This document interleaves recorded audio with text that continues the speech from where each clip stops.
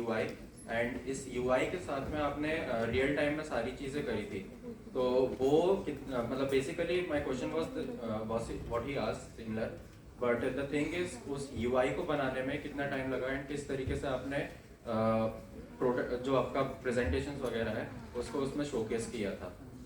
So I think let alone if you talk about UI, it took me around a week to actually make this UI. As I said, this is my fourth version of the UI. So I have made UIs previously as well. Those are mostly for commercial project, and I made a template for one of my client in Germany. I was working with a project with them for it's a commercial project.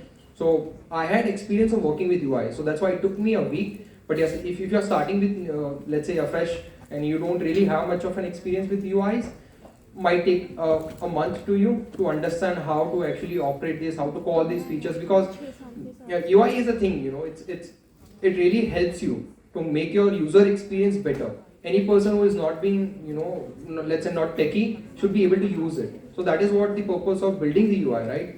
So that is why you need to read a lot of books, go through articles, what makes a UI better, how to make it more user friendly, right?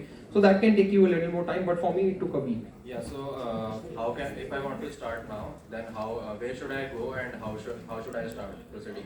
So I'll say what I did is I actually went to Google and just simply type what makes a UI look clean. And after that I read 6 or 7 articles. So if I can again go back to my application. You can see what I did is I use a lot of white space that you see can here.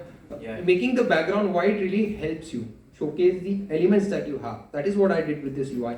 The images that you see are all rendered using Unreal Engine Path Tracer. So these are all happening in real time. And I think each image took me around, I think an hour to render. So you can see right away these are results from Unreal.